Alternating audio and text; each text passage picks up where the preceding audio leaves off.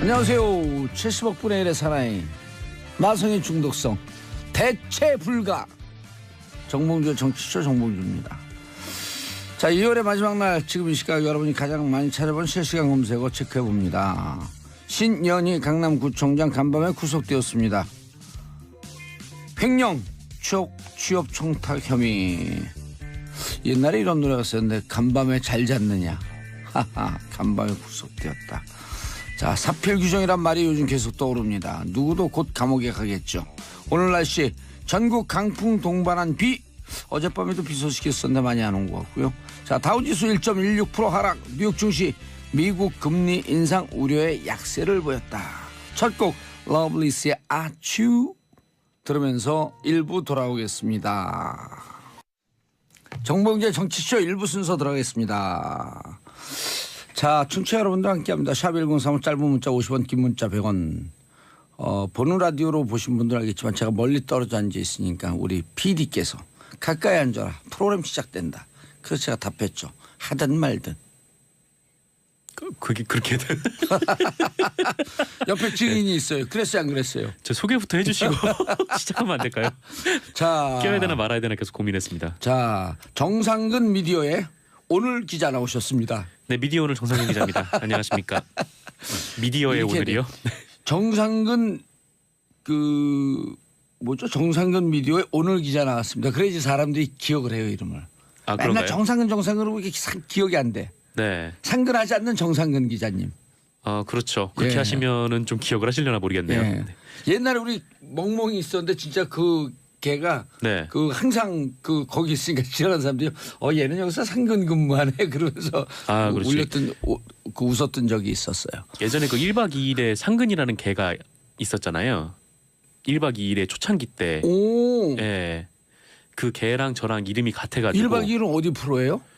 그 타방송사. 그럼 왜 프로그램 얘기해요? 했는데. 아, 그러네요. 집에 가고 싶었어요. 자, 프로그램 끝났습니다. 저도 모르게 큰 실수를 했네요. 네.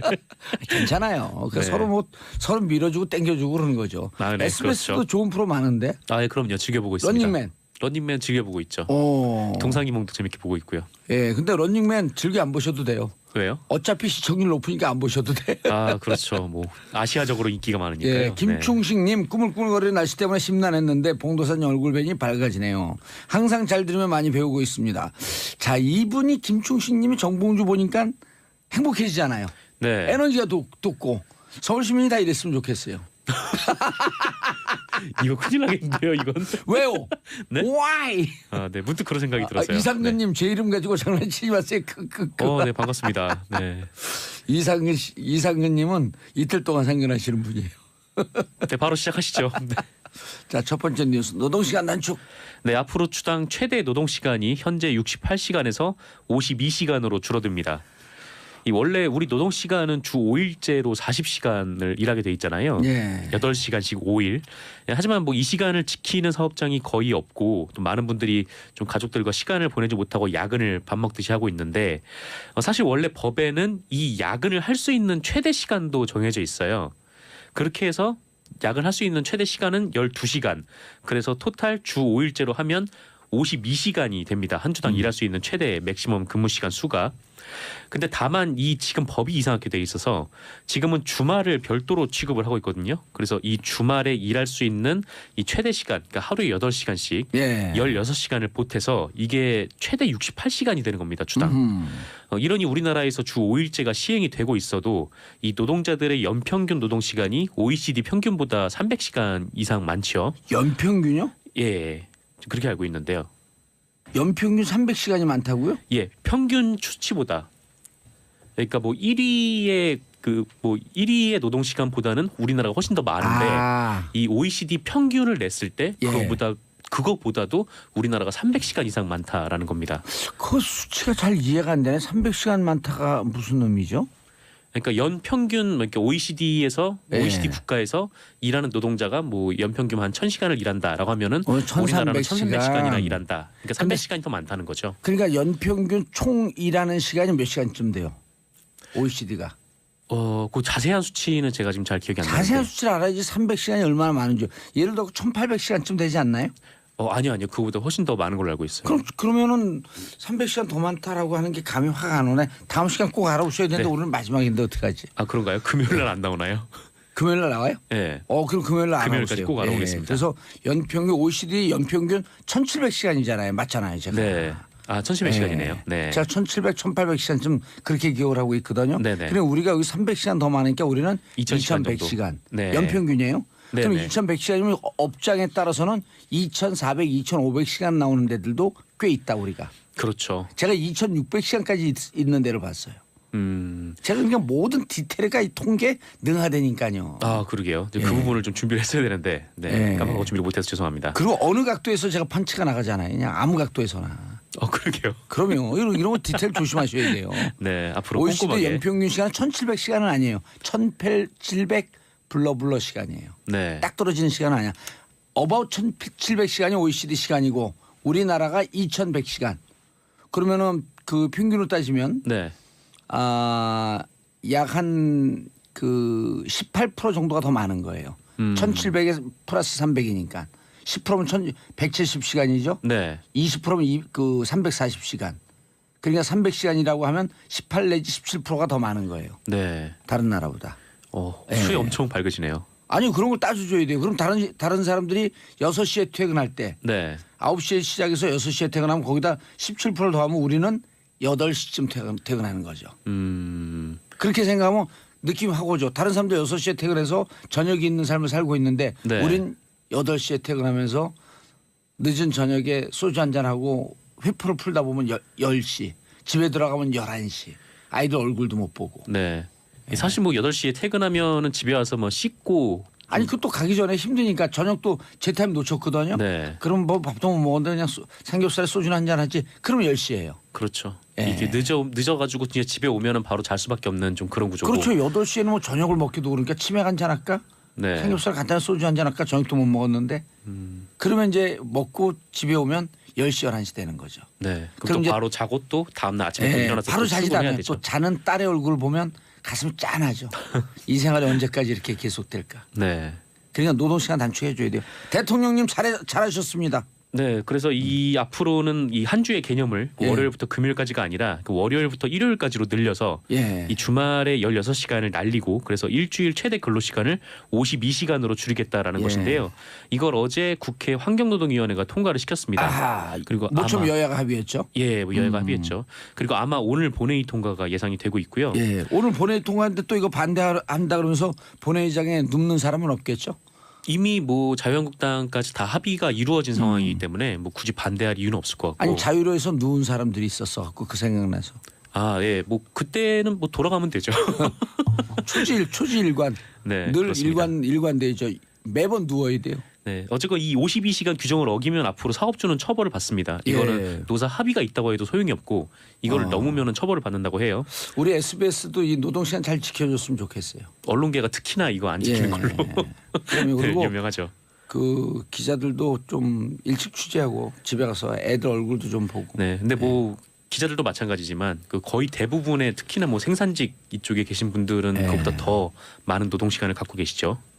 예, 3100님 저녁 밥 먹는 시간 놓치고 지친 몸 이끌고 집에 가는 현실 완전 공감이네요. 유유. 그러면 이거 막 우리가 바삐 생활할 땐 모르는데 잠깐 빠져나와서 자신의 그 톱니바퀴처럼 돌아가는 삶을 보면 무척 슬퍼요. 네. 예. 이 노동 시간 단축이 정말 삶의 질을 높이는 그러면 뭐 가장 큰 척도일 것 같은데 예. 그래도 이게 여야 합의로 통과가 돼서 좀 아직 좀 부족한 점은 좀 있더라고요. 네.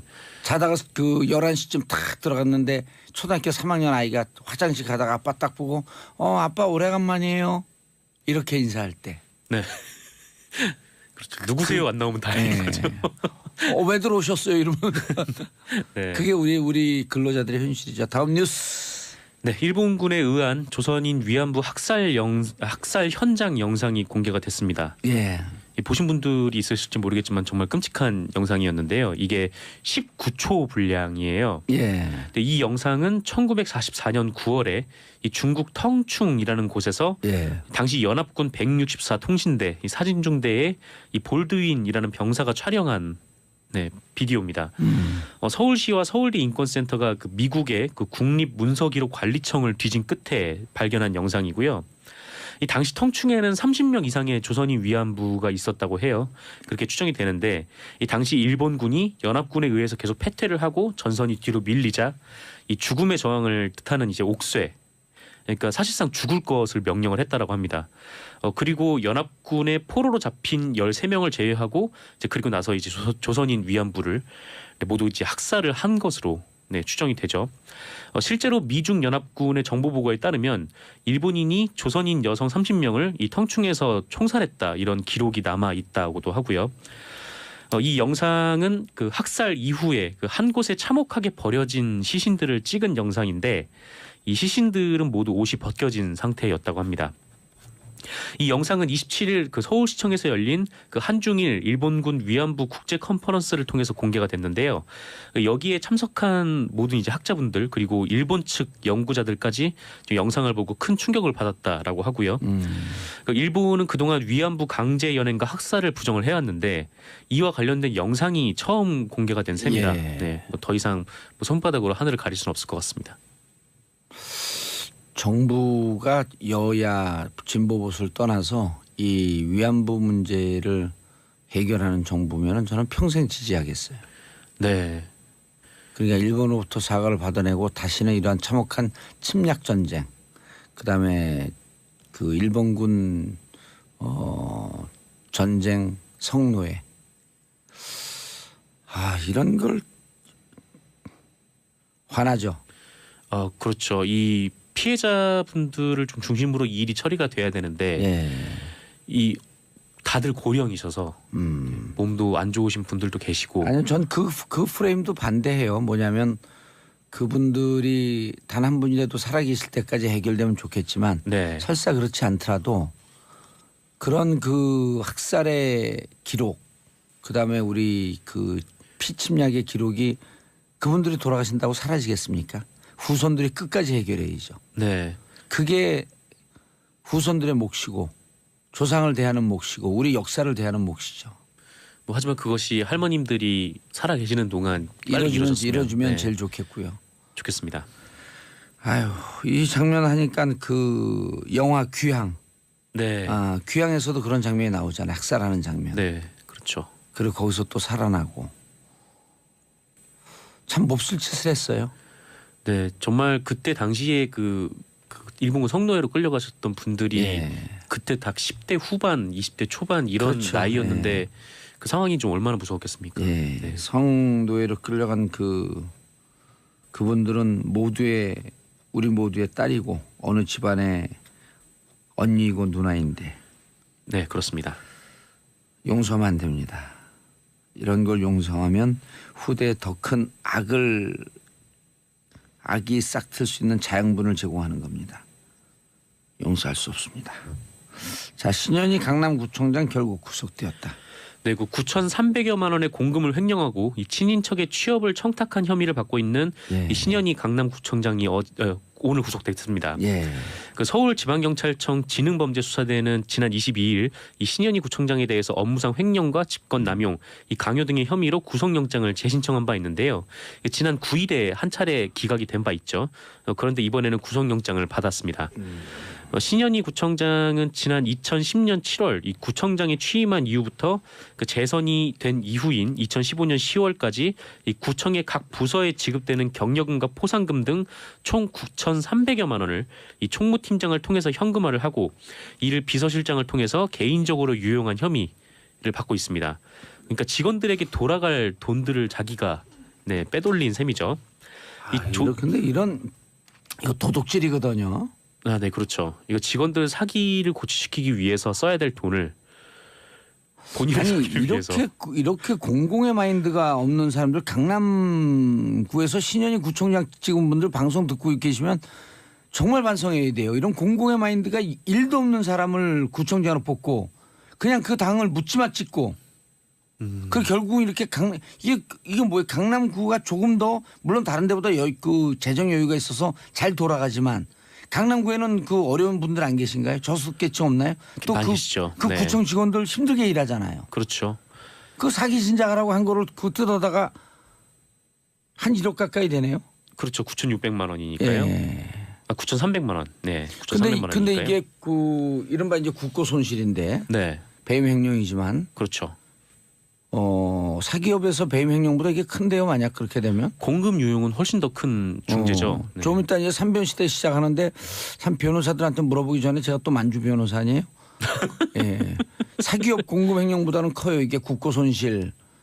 국고 이제 지방 그 비용도 지방 예산도 국고니까. 네. 아, 어떻게 이런 사람들을 뽑아놨지? 그리고 저는 이제 미투 운동도 중요하지만 이런 분들 찍은 분들 저도 찍었어요. 반성합니다. 이런 거 좀 올라왔으면 좋겠어요. 글이. 네. 근데 뭐 신현희 구청장이 뭐 사실상 이렇게 주민들을 상대로 뭐 네. 거의 뭐 사기를 친 거나 마찬가지 아닌가라는 생각이 좀 들기도 하는데요. 네. 정상근 기자님. 네. 수고하셨어요. 네, 인사하시고. 감사합니다. 바이바이. 안녕히 금요일날 또 계세요. 봐요? 네, 금요일 날 또 봬요. 알겠습니다. 금요일날 뵙겠습니다.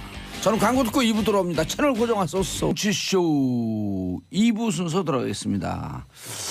자, 법조인의 눈으로 본 대한민국 정치사회 법조 뉴스.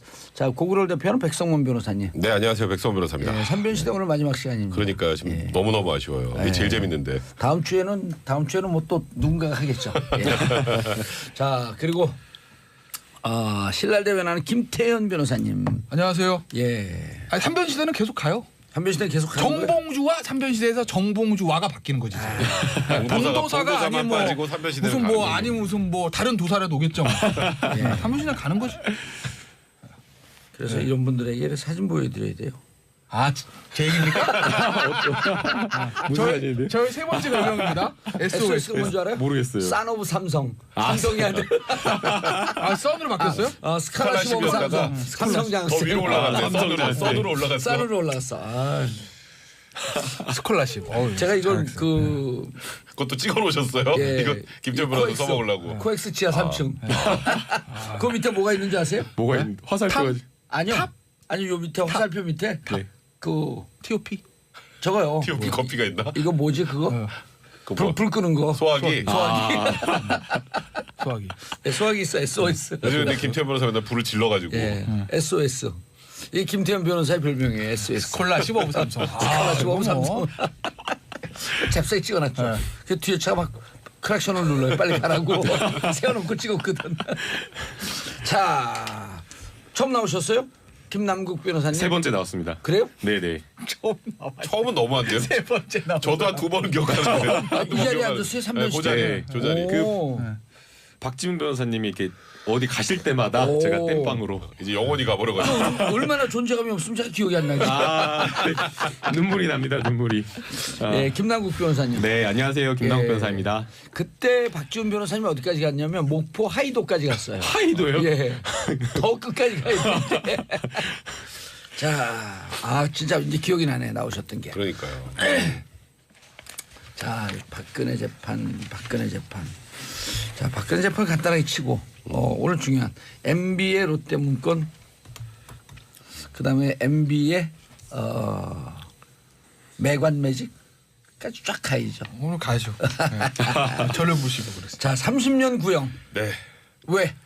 이거는 사실 저는 예상보다 좀 적었던 것 같아요. 35년 예상했어요? 아니면 저는 무기? 이거보다 그러니까 뭐 더 이상일 거라고 생각했던 이유는 근데 최순실보다 박근혜 전 대통령의 혐의가 더 중하다는 거는 뭐 대부분의 법조인들이 다 생각을 하고 있는 거잖아요. 근데 이렇게 생각해 보세요. 최순실이 우리가 자꾸 25년 구형이라고 생각을 하는데 최순실은 실제로 32년이 구형된 겁니다. 이대 학사비리 7년 구형했었잖아요. 아하. 그러니까 저는 그거보다는 위라고 생각을 했어요. 이대 학사 비리는 이미 그 형이 확정이 됐고요. 그렇죠. 근데 이제 검찰의 구형량만 보면 이대 학사 비리에 7년 구형했고 25년 구형했으니까 사실상 32년을 구형한 거죠. 근데 그거보다 적었다는 점에서 조금 의아했고, 근데 다만 이제 뭐 혐의가 일단 18개. 지금 최순실하고 관련 없는 혐의들도 박 전 대통령 몇 개 있잖아요. 블랙리스트나 이런 것들. 예. 그런 것들은 사실 반헌법적인 문제들이고 거기다 이제 박근혜 전 대통령이 없었으면 이런 일이 벌어지지 않잖아요. 아주 간단히 말하면. 아하. 이제 그렇다면 당연히 최고 책임자가 책임을 더 많이 지는 게 맞는데 이제 검찰과 특검에서는 어쨌건 유기징역의 상한이 30년이고 그 뭐 최대까지는 뭐 50년까지 가능합니다만 일단 형식적으로 30년이고 사람을 죽이지 않은 경우에 30년 이상 구형하는 선례가 거의 없어요. 그러니까 그런 걸 감안하고 또 박 전 대통령의 나이까지 생각을 하면 이 정도면 사실상 무기징역을 구형한 거다라고 판단을 해서 30년을 구형한 거라고 생각을 하고 그런 면에서는 뭐 적절하다고 봐야 될 것 같아요. 사실상 무기징역이다. 자, 왜 30년 구형했어요, 근데? 30년 구형과 관련해서는 이미 백승 변호사님이 말씀해 주셨기 때문에 저는 오히려 검찰의 논고문을 좀 들여다볼 필요가 있다고 보이는데요. 최순실 씨와의 그 논고문을 비교를 해보면 단어 자체가 굉장히 좀 세졌다? 강도가 세졌다고 볼 수가 있을 것 같아요. 헌정사에 5점을 남겼다라고 역사적인 어떤 평가까지 검찰에서 했고요. 또 뭐 표현이나 이런 것들을 보게 되면 박근혜 전 대통령이 재판에 사실 성실하게 임하지 않아서 지난해 뭐 10월 16일부터 아예 나오고 있지를 않는 거잖아요.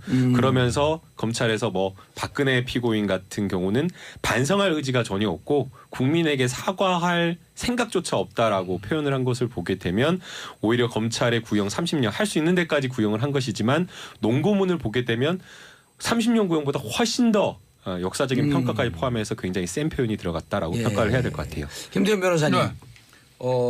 이게 이제 4월 6일 날 선고가 있기 때문에 우리가 여기서 구형을 뭐 이렇게 구구절절히 분석할 필요는 구형 없어요. 없죠. 그러면 그리고 이제 또 그러니까. 많은 언론들이 썼으니까 기존 언론이 간 길을 우리는 뒷조사하고 싶지 않잖아요. 정치쇼는 그런 프로가 아닙니다. 그러면 네. 새로운 길을 가야죠. 우리가 질러가서 따라오게 만드는. 그런데 어제 이제 뭐 국선 변호인이 뭐 눈물까지 흘리고 무지개 변론. 무지개. 선처를 호소하면서 근데 이제 137일 동안 재판하면서 전략을 세웠어야 되잖아요. 네.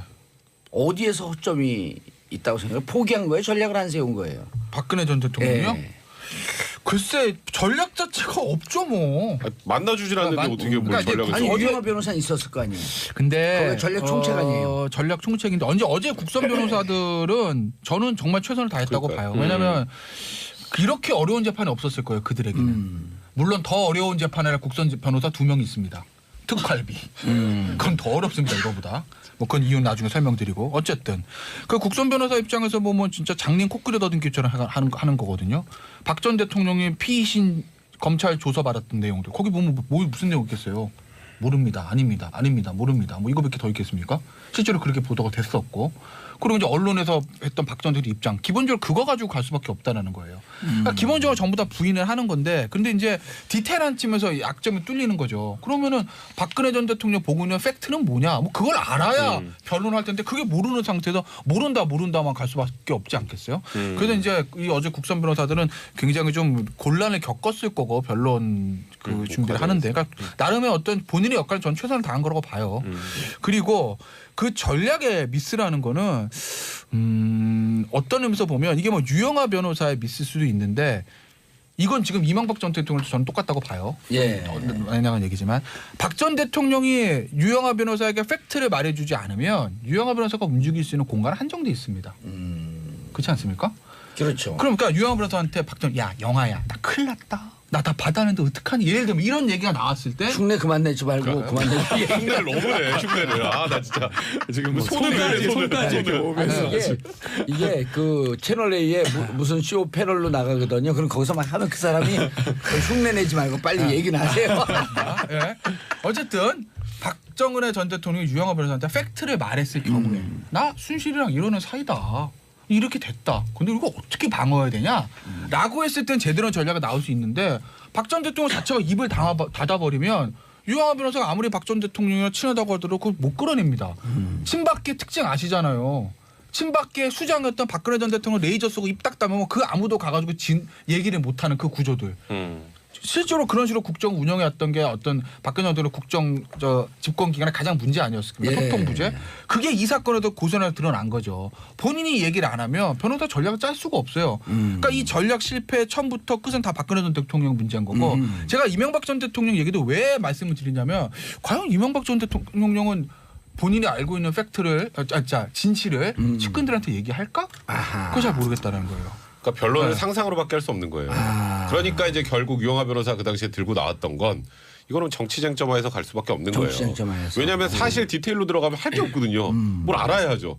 그러니까 유영하 변호사가 무능하다는 의미가 아니라 얘기를 안 변호사가 하니까. 의뢰인이 얘기를 안 해주면 저희가 어떻게 해요? 그럼 그 사람 머릿속으로 들어가 볼 수도 없고. 그러면 여기서 할 수 있는 건 팩트 말고 딴 걸 건드리자. 그럼 팩트 말고 딴 거 건드릴 게 뭐 있나요? 정치 쟁점하고. 아니 근데 이건 정치 저는 탄압이다라는 오히려 거예요. 박근혜 전 대통령이 아무 이야기를 하지 않았진 않았을 거라고 생각이 해요. 예. 왜냐하면은 그 형사 재판 들어오기 전에 이미 탄핵 심판이 있었고 이 탄핵 심판의 대부분의 쟁점이 또 형사 재판과 겹치는 부분이 있었기 때문에 박근혜 전 대통령이 변호인과 이야기를 하면서 상당 부분 접견도 했다라고 하기 박 전 때문에 대통령 잘 모르네. 아예 이야기는 했을 거라고 생각이 돼요. 근데 그 이야기가 다 박근혜 전 대통령이 재구성한 허위다. 그러니까 팩트가 아니라 허위에 기반해서 했기 때문에 사실상 이게 제대로 된 변론이 안 됐을 거라고 탄핵 심판 보이고요. 때는 탄핵하는 날 그 3달짜리 무슨 케이크 케이크를 준비했잖아요. 그러니까요. 그 완전히 그 탄핵 혼자만의 기각된다. 상상이 들어갔을 걸로 보고 국선 변호인들은 사실은 다른 전략을 찾기가 어려웠을 걸 봐요. 보통 이제 그 형사 재판하면 모든 공소 사실에 대한 개괄적인 변호인 의견서가 첫 기일에 제출이 되거든요. 그렇기 때문에 박근혜 전 대통령의 변호사인 유영하 변호사도 공소 사실에 대한 구체적인 내용과 관련된 변소 사실은 아마 변호인 의견서에 담았을 거고 국선 변호인으로서는 이거 말고는 더 이상 할 이야기가 없었던 거죠. 예. 알겠습니다. 4월 6일 날 선거는 일단 최순실보다는 올라갈 것이다.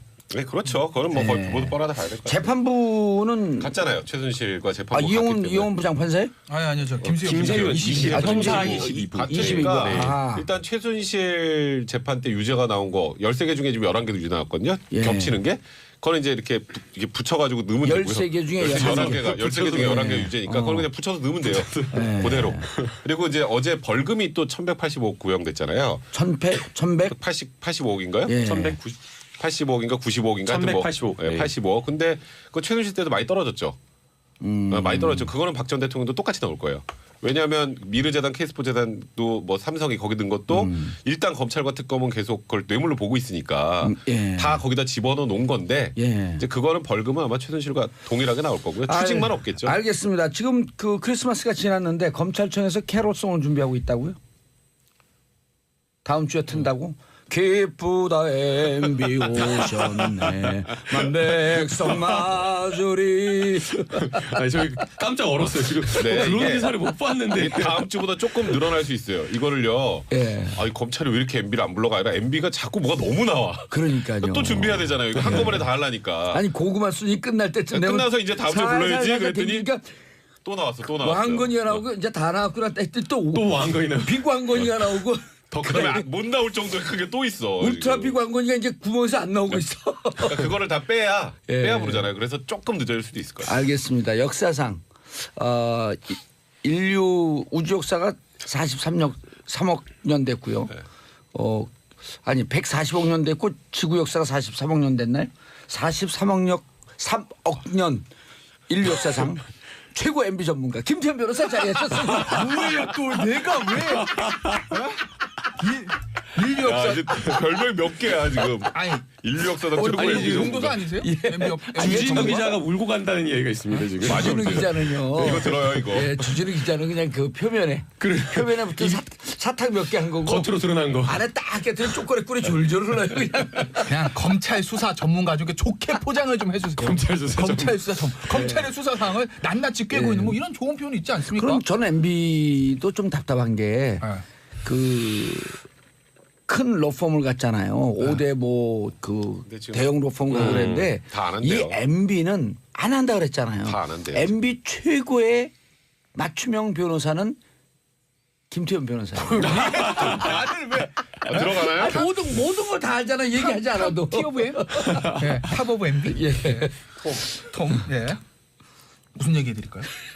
일단 처음에 롯데부터 가야죠. 아 롯데. 롯데는 김남국 예. 변호사 하시죠 뭐. 저, 예. 설명을 해줘요. 아 이제 롯데 타워와 관련된 거. 예. 그러니까 롯데 타워가 사실 롯데에서 추진한 것으로 알았는데 알고 보니까 롯데에서 추진한 게 아니라 청와대에서 아예 추진을 했다라는 것이고요. 이게 그냥 단순하게 MB가 이렇게 말로 지시를 한 게 아니라 아예 문건까지 1단계, 2단계, 3단계 문건이 다 나왔어요. 문건까지 다 나왔다라는 거예요. 사실 이 부분과 관련해서 이재정 의원이 국가기록원까지 가가지고 구체적인 메모를 몇 개 이렇게 적어오긴 했는데 이번에는 아예 그 청와대에서 캐비넷 문건을 통해 가지고 구체적인 사실이 확인되었다라는 거고요. 근데 이게 너무나 전방위적이어 가지고 하나하나 좀 따져봐야 되는데 롯데한테 돈과 관련된 특혜도 줬다라는 거고요. 그 다음에 군대가 지금 서울공항과 관련해서 위험하니까 안 된다라고 계속 반대를 했는데 이것도 갑자기 이제 MB 정부 들어서서 괜찮다라고 말 바뀌게 된 정황도 활주로 3도 틀고 3도 튼 거. 이 3도 트는 것과 동서 활주로를 동편 활주로가 아니라 동서 활주로를 10도 트는 게 두 가지 안이 있었는데 네. 이 10도 트는 거는 롯데한테 돈이 엄청나게 천문학적으로 많이 든다는 거예요. 1조 한 6천억 돈 내는 거 아니에요? 네, 근데 그것도 롯데한테 부담이 덜 드는 3도 트는 방향으로 해줬다라는 이 모든 게 다 청와대에서 했다라는 거예요. 기여했다라는 거예요. 지난 그 국감 때 그 누구죠? 박범계 의원이 네. 이거 롯데 갖고 계속 물고 늘어졌잖아요. 박범계 의원 수고했어요. 박수 한번 쳐드려요. 아니요. 그 문건을 갖고 누가 제보를 하긴 했는데 좀 어설프게 제보를 했어. 이렇게 제대로 문건이 나와야죠. 예. 근데 이거는 사실 롯데가 대략 이걸로 이득을 본 게 2천억 이상이거든요.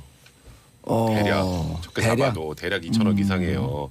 근데 2천억 이상 되는 이득을 롯데가 봤으면 이제 그냥 합리적인 의심이에요. 예. 그러니까 뭐 제가 이거 뭐 단원에서 뭐 롯데에서 뭐 이 돈이 갔다 이게 아니라 저 정도로 이득을 봤으면 무언가 반대급부가 있지 않았을까? 예. 굉장히 합리적인 생각을 같고요. 롯데 거기 그 수건 사업이었잖아요. 그렇죠. 신격호 회장이 저기다 그 높은 거나 줘야 되는데 맨날 그랬었는데 그 안 됐던 걸 청와대에서 밀어붙여가지고 해줬으니까 또 롯데에 정말 부담이 없게. 그러니까 일각에서는 그러니까 박근혜 정권 때 롯데가 좀 많이 힘들었었잖아요. 예. 그 힘들었던 게 MB 때 너무 뭔가 MB와 이렇게 잘 돼서 박근혜 정권에서 약간 미움받았던 게 아니라 이런 얘기도 나왔었어요. 이 제1롯데월드 타워 때문에. 그러니까 이것도 지금 단계에서 무슨 뭐 수사가 이것도 진행이 될 것이다라고 뭐 단언할 수는 없겠지만 이것도 충분히 의심할 만한 정황이 있는 상황이라 뭔가 또 여기서 또 큰 단서가 나오면 뭔가 돈이 건너갔다거나 하는 단서가 나오면 이제 이명박 전 대통령 입장에서는 정말 이제 방어가 불가능한 정도 수준이 되는 거죠. 그러니까 저희 천안함 폭침 거기 가셨잖아요. 예. 이 지금 이 중차대한 시국에. 그러니까 결국 이명박 전 대통령도 지금으로 봐서는 이거 정치 쟁점하는 거 말고 방법이 없다고 생각하는 것 같아요. 너무 객관적인 증거나 뭐 증언들이 많이 나온 상황이기 때문에 예. 사실 쉽지 않다라고 생각하는 게 아닌가 싶어요, 저도. 롯데 수사는 롯데와 관련된 네. 수사는 이제 시작이다 이렇게 봐도 되나요? 근데 검찰이 지금 이걸로 수사할 여력이 있을까 전 모르겠어요. 저는 아니 이렇게 이거- 명백한 증거가 나오도 이거 근데 수사할 이게 여력도 없다? 그러니까 이 명백한 증거 이게 범죄가 되려면 예를 들면 예. 여기 이제 돈이 결부돼야 되거든요. 그러니까 이명박 전 대통령이 당시에 집권하자마자 처음 한 얘기가 기업 프렌들리한 정부가 되겠다 얘기하면서 첫 번째 사례 이걸 든 거라고요. 그러니까 기업의 수건 사업을 풀어주겠다라는 거. 그러니까 아주 좋게 포장을 하면 기업이 투자를 하는데 규제를 철폐해서 규제를 바꿔주면서 기업이 투자하게 해서 고용을 창출하게 하겠다. 좋게 포장한 겁니다, 제가. 네? 그렇게 보일 여지는 있어요. 근데 청와대가 좀 적극적으로 나선 거죠. 이거를 가지고 뭐 정책적인 미스다라고 그냥 정책 미스인지 아닌지도 좀 봐야 되지만 네. 정책적인 미스다라고 이제 비판을 할 수 있겠지만 이걸 범죄라고 볼 수는 없거든요. 그러니까 여기서 만약에 돈이 결부된 내용이 나오면 그 대가로 롯데가 예입니다. 예. 뭐 당선 축하금을 냈다. 어허. 뭐 대선 때 뭐 선거 자금 됐다. 그 이후에 뭐 정치 자금 됐다. 뇌물 됐다. 이거 예예요, 예. 이러면 이게 수사 대상이지만 이 그렇죠. 문건만 가지고서는 수사 대상이 될 수는 없어요, 지금으로서. 그렇기 때문에 검찰이 지금 벌려놓은 게 너무나 많아서 제가 알기로 지금 검찰은 손이 부족하다는 얘기까지 하고는 걸로 일손이 알고 있어요. 부족하다. 일손이 부족하다. 그렇기 때문에 이것까지 제가 봤을 때는 지금 건드릴 가능성은 저는 지극히 낮다고 봅니다. 지극히 낮다. 뭔가 여기서 하나 확 돈에 관계된 거 대가로 뭔가 반대급부로 청와대 쪽에 넘어갔다는 게 나오지 않는 이상 이것만 가지고는 저는 그렇죠. 수사는 쉽지 않다고 양심선언이나 보는 문건이 거고. 나와야지 또 예. 돈이 오간 그런 데. 아마 예. 저도 김태현 변호사님 말씀에 동의를 하는데요. 박범계 의원님이 법률가 출신이잖아요. 예. 이게 만약 제보를 받고 수사와 관련된 부분으로 넘어갈 게 있었다라고 하면 분명히 고발을 하셨을 거거든요. 예. 근데 고발을 하지 않고 감사원에다가 감사 청구를 한 것을 보면 아마도 지금 현재 가지고 있는 단계에서는 수사로 나아갈 만한 자료는 현재 없다. 예. 다만 이제 여러 가지 뭐 활주로를 변경하는 문제라든가 아니면은 서울시와 행정 협의 조정하는 과정에서의 문제. 또 그다음에 이제 가장 반대를 했던 게 뭐 공군이었잖아요. 근데 예. 공군은 뭐 그 전까지만 해도 결사반대였는데 갑자기 태세 전환해가지고 예. 괜찮다라고 했기 때문에 아마 행정 쪽에 문제가 있다라는 것에 초점을 맞춰서 감사 쪽으로 알겠습니다. 간다. 롯데월드는 이제 지금 현재로선 그 검찰이 돈이 오간 정황 이런 것까지 수사할 정도의 여력이 없다. 그러나 이제 다 하고 나면 가정컨대 뭐. 네. 만약 구속되면 구속수 하면서 그때 좀 여력이 있으면 돈에 관계된 게 나오면 나오면 뭐가 할수 나와야죠. 있다. 자, 지금부터 이제 우리 방송을 듣는 기자분들 좀 더 집중하시고 기사 터집니다. 단독입니다. 네, 단독입니다. 예. 부담이 엄청나겠는데? 센 아니, 거, 센 거를 자, 좀. 그런데 매관 매직 매관 매직이요. 예 미리 알고 있었잖아요. 누가요? 우리 금융 이게 예. 어제 이제 그저께인가요? 일부 안에다 못하 2부 안에다 못하게 예, 됐어요. 그러면 2부까지 쫙 하는 거 2부 다 터는 거예요. 그러니까 토로써요. 이제 시간 순서대로 언론 보도 난 걸 정리를 해드리면 예. MB의 사위 이상주 삼성전자 전무 검사 출신입니다. MB의 맞서이예요. MB가 굉장히 사랑하고 신임한다는 걸 알려져 있는 검사 출신. 검사 출신 이상주 전무의 집과 사무실이 압수수색됐습니다. 그게 그저께요. 다들 뭐지?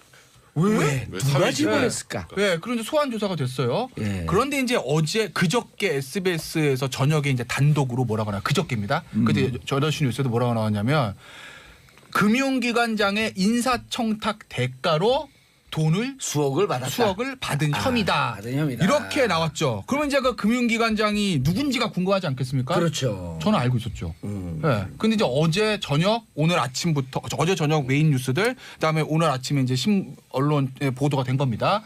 이팔성 우리금융 지주 회장이다. 예. 당시 물론 이팔성 회장은 아닌데라고 이제 부인한다는 거예요. 예. 일단 제가 언론에 보도 난 것만 좀 말씀을 먼저 드리면. 여러 가지 보도들이 있는데 제가 보니까 제일 정확한 보도를 하나 인용을 해드려서 말씀을 드릴게요. 액수까지 잘 보도된 게 있어요. 잠깐 제가 찾느라고 시간이 좀 걸립니다. 네. 편히 찾으세요. 네. 4부까지 쓸게 오늘. 누구죠? 지금 40초 남았어요. 40초. 일단 1부는. 40초요? 계속하세요. 괜찮아요. 액수가 예. 이상득 8억. 어허. 네. 언론 보도 난 거예요. 예. 이상주 14억 5천만 원이라고 적혀있다. 어디에? 이팔성 회장 집을 압수수색했는데 예. 거기 이제 비망록이 나왔다는 거예요. 메모지라. 거길 딱 봤더니 그 비망록에 이상득 8억, 이상주 이게 사위입니다. 14억 5천만 원이라고 적혀 있다. 적혀 있다. 자, 예. 액수까지 나왔어요. 예. 자, 나머지 네, 중요한 이부, 내용은 삼부. 3부. 삼부에서. 광고 듣고 3부 돌아오겠습니다. 채널 고정하소서서. 정치쇼 3부 들어가겠습니다. 자, 3변 시대 김태현 변호사, 백성훈 변호사, 김남국 변호사 함께하고 계시고요. 자, 2부 끝날 무렵에 뭐라 그랬냐면 이팔성 우리금융 네. 매관 매직. 네, 일단 자, 근데 14억 5천, 혐의. 14억 5천. 그다음에 이상득에게 8억이 들어갔고 네. 14억 5천 누구한테 MB한테 들어갔다는 아니 거예요? 일단은 그 비망록에 이제 이팔성 전 회장 비망록에 이상등 8억, 그다음에 예. 이상주 14억 5천이라고 적혀 있다는 이상주. 거예요. 이상주 예. MB 사위입니다. MB 사위. 그런데 이제 이팔성 씨를 소환 조사했는데 검찰 이미 지난주 했다는 거죠. 거기서 어떤 진술을 확보했냐? 검찰 발입니다. 이상주 전무에게 8억 원 든 돈가방을 건넸고 이상득 전 의원에게 전해달라고 요청했다라는 진술을 확보했다는 거예요. 그러니까 비망록에 이상득 8억 요게 그거라는 거죠. 이상주 사위를 통해서 이상득 한테 건네갔다. 그리고 또 이팔성 전 회장이 비망록이 있는 대로 이상주 전무 본인에게도 여러 차례 걸쳐 14억 5천만 원을 건넸다라고 진술했다는 거예요. 예. 그러니까 비망록에 있는 물증도 있고 진술도 있고. 인증도 있는 거고 완벽한 예. 거죠. 그런데 MB 사회인 이상주 전무는 검찰에 나와서 뭐라고 그랬냐면 가방만 전달했을 뿐 본인이 직접 돈은 받은 사실 없다고 반박했다. 그 안에 그리고 하나 더 검찰이 네. 추궁이 계속되자 이 전무는 내게 돈을 줬다는 사람을 불러달라 하며 대지 조사까지 요구한 걸 전해졌다라는 거 이제 예. 어저께까지 최신 언론 보도 내용이고. 근데 여기서 네. 또 중요한 게 그 돈이 건네진 시기가 중요하거든요. 네. 왜냐하면 시기에 따라서 그 돈의 성격도 규명할 수 있는 것이거든요. 근데 이상득한테 간 그 8억 원이라고 하는 거는 이명박 전 대통령이 당선되고 나서 전달한 게 아니라 그렇죠. 그 전에 선거 관련된 그 선거 치를 그 시점에 줬다라는 거예요. 8억이나 그렇다라고 하면 이거는 선거 자금일 가능성이 있다라는 거고요. 그 다음에 14억 5천 건네갔다라고 하는 것은 이상주 사위를 통해서 MB 사위를 통해서 갔다라고 하는 거는 여러 차례 간 건데 이거는 당선한 그 해부터 해가지고 2011년 3월까지 한 10여 차례에 걸쳐서 이렇게 나눠 들어갔다라고 하는 건데 2011년 3월 이 끝난 시점이 이 이팔성 이 전 회장이 재임에 성공한 연임에 성공한 딱 그 시기와 맞물리기 때문에 이 14억 5천은 본인의 어떤 그 자리와 관련된 가능성이 높다라고 평가를 하는 거고요. 8억은 선거 자격 가능성이 있다. 또 이렇게 되고 있고 또 그다음에 또 이야기가 지금 검찰 조사에서 또 뭐 검찰 관계자라고 해서 하면서 나오는 이야기가 이 금원의 성격 자체가 여러 가지다라고 이야기를 했거든요. 그러니까 선거 자금일 수도 있고 매간 매직 자금일 수도 있고 또 하나는 이 뭐 당선 축하금일 가능성도 있다. 뭐 여러 가지가 지금 이야기 나오고 있는 아니 상황입니다. 근데 그런데 당선 축하금이라고 하기에는 시기가 너무 길어요. 그렇죠. 아니 그런데 2008년 상황부터 이팔성 2011년까지면. 우리금융 이분이 이렇게 술술 다 풀면서 인정한 이유가 뭐예요? 뭐 근거가 나왔나요? 비망록이 어떻게 나왔어요? 압수수색했다잖아요. 압수수색했는데 집에다 그걸 놔둬요? 우리 정치쇼 또 재밌는 얘기를 해드려야 되지 않겠습니까? 우리 언론에 보도된 것만 얘기하면 재미가 없잖아요. 아니 이팔성 이분이 휴민트를 동원해서 취재하는 걸 말씀드려야죠. 이팔성 이분이 이거 식사 습관이 좀 독특해갖고 종이 먹기를 즐겨 하신다고? 휴민트를 동원해서 취재한 내용들을 제가 좀 말씀을 드리면 여기 기자로 전직해야 되는 거 아니에요? 그러다가 아니 기자분들 잘 듣고 계세요. 처음 나오는 얘기입니다. 문건이 모 씨가 작성한 문건이 다른 곳에서 압수수색이 됐어요. 누군지 말씀 안 드린다. 모 씨가 작성한 문건. 혹시 이름에 모 씨가 뭐가 들어가나요? 그럴 수도 있고 아닐 수도 있고. 이제 그런 것 같은데. 어쨌든 모 씨가 병이 두 개 있어. 썸바디. 이병 모 씨가 썸바디 어쨌든 썸원인가요? 예. 영어로? 하여튼 모 씨가 작성한 어떤 문건이 아니 공교롭게도 그때 청계재단 국장이 이병 모 씨네. 그건 모르겠어요. 저도. 예. 모 씨가 어쨌든 모 씨가 작성한 문건이 이제 검찰이 다른 곳 압수수색하면서 이제 나오는 거예요. 예. 거기 보니까 이제 여러 가지 뭐 내용들이 적혀 있었다는 거죠. 아하. 돈 거래가 있었던 사람들. 예. 근데 그 돈 거래 있었던 사람들 중에서 액수가 많은 사람들을 검찰이 좀 소환 조사를 하는데 그 중에서 이제 이팔성 회장이 있었던 거예요.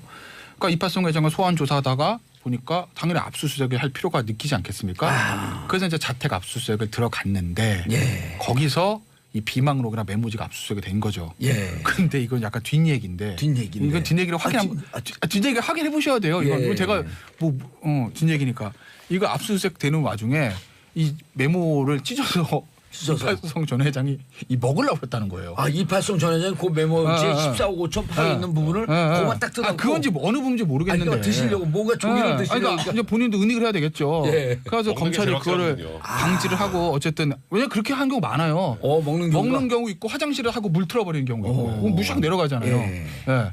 그렇게 하는 경우도 많아요. 압수수색. 저도 이렇게 실제로.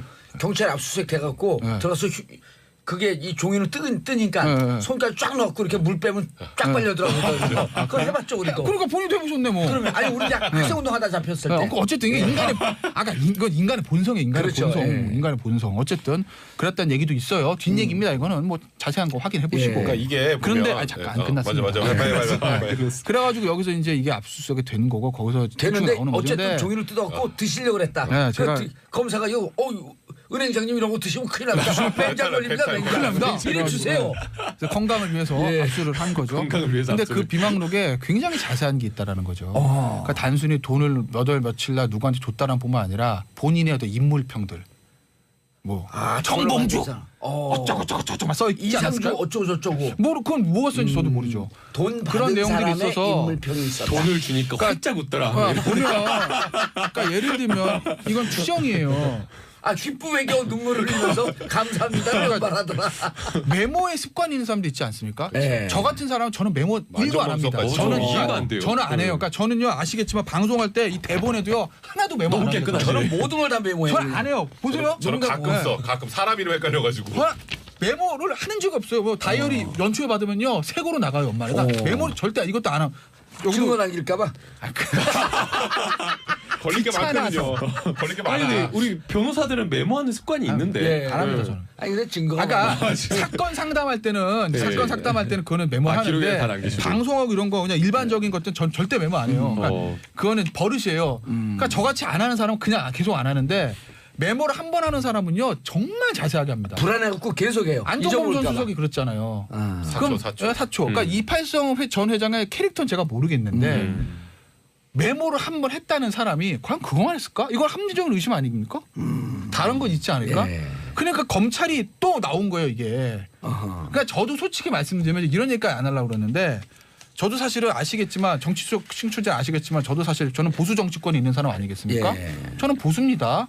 그렇기 때문에 이명박 전 대통령 수사에 대해서 이건 정치보복이라는 기본적인 시각을 가지고 있는 사람이에요. 저는 그건 인정합니다. 제가. 예. 국정원 댓글 사건 수사 저는 정치 보복적성이 있다고 봅니다.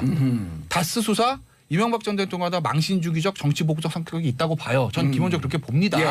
그렇지만 그렇다고 하더라도 이 삼성의 어떤 대남 문제 그리고 15억 되돌려받으려고 노력했던 그 부분들 그리고 지금 283 전에 이 문제 이게 과연 정치 보복이냐? 저는 그렇게 보지 않아요. 왜? 이거는 예를 들어서 청와대에서 야 이런 게 있으니까 해봐 오더라든지 검찰에서 야 이명박 전 대통령 망신주기 찾아봐 이게 아니에요. 제가 석사장을 아는데 수사하다가 나온 거예요. 하기 싫어도 나왔어. 다스 수사하다가 특갈비 수사하다가 네. 옆으로 퉁 튀겨졌고 봤더니 아까 얘기했듯이 고구마 순에 달려있는 고구마가 수십 개야. 영포 빌딩을 아니 수사를 압수수색했더니 어라? 지하 2층에서 문건이 나왔는데 삼성 소송비 대납 문건이 나왔네. 그러다 보니까 또 문건에 나서 이파수 좀 조사하다 보니까 뭘 먹고 있네. 뭘 먹고 있어? 뺏었더니 비망록 있네. 어떻게 하겠어요 나온 거를. 그러니까 이건 진짜 정치적 성격이 아닌 거죠. 예전 같으면 먹고 있던 걸 뺏어서 이거 중요한 문서를 드시면 안 되죠. 제가 먹겠습니다. 그러고 검사가 쑥 먹어버리는데. 나온 걸 어떻게 하겠어요. 그러니까 오죽하면 지금 검찰에서 야 이거 진짜 막 여력이 부족하다라는 얘기도 나올 정도로 그런 거 그러니까 아니겠어요? 삼성 수사할 그 여력은 애당초 없었어요.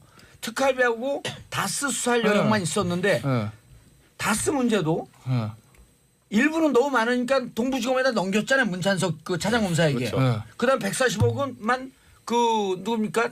한동훈 이쪽으로 사겠다. 그 역할 분담을 했어. 140원은 지금 일도 안 중요해. 나오지도 않아. 그러니까 근데 하다 보니까 관심도 없어요 지금. 하다 관심도 보니까 없어. 삼성이 튀어나오고 또 하다 보니까 뭐 롯데 튀어나온다. 롯데는 증거 없으니까 나중에 하고. 그러니까 그리고 또 이팔성의 제가 이팔성 튀어나오고. 이명박 전 대통령 굉장히 지금 답답한 건 뭐냐면 정치 보복이다. 노무현 전 대통령 죽음에 대한 보복이다라는 이 프레임은 댓글 사건까지였어요. 그리고 다스까지였어요. 그 이상은 특활비도 할 얘기가 없는 거 아니야.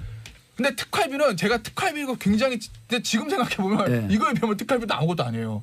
왜냐하면 특활비는 근데 특활비는 또 국민 감정을 건드렸어요. 감정인데 특활비는 그래도 약간 변명할 거. 너네 전 정권도 그랬잖아 이런 얘기. 이전까지 했었고 단행이다, 뭐 이런 그리고 얘기. 국가 운영하다 보면 다들 그랬어라는 얘기까지는 할 수 있는데 이건 못 하잖아요. 이건 완전히 개인적인 사익이니까. 그러니까 정치 보복 프레임을 지금 쓸 수 있는 단계를 이미 넘어섰다는 거예요. 그건 발해인 출국할 때가 마지막이었다는 거죠. 그리고 더 나아가면 국정원 특활비까지 그나마. 근데 그 다음에 삼성. 그리고 이거 뭐야? 이거 메가매직. 이거는 메가매직 의혹이라고 합시다 일단. 이 부분은 그 정치 보복 얘기를 할 수가 있는 계제가 아니에요. 근데 이제 MB가 제가 계속 더불어민주당 그 당대표면 이런 분을 스카우트해갖고 더불어민주당에서 공천 주겠어요. 아 이런 합리적인 보수가 그렇죠. 양심적인 보수가 대한민국에 살아남아야 된다. 근데 가봐야 자유한국당 그다음 바른미래당 여기 가봐야 인정을 못 받으니 더불어민주당에서 공천 줘서 정치할 수 있도록 감사하다고 그래야 되는 거예요? 됐다고 그래야 되는 거예요? 됐어요. 이래야 되는 거야? 기순용사 아니 이런 분들은 비례대표 2번 줘야 돼요. 따로 그래야 되는 근데 거예요. MB가 지금 비례대표 2번인데? 아니 비례표 1번 들어.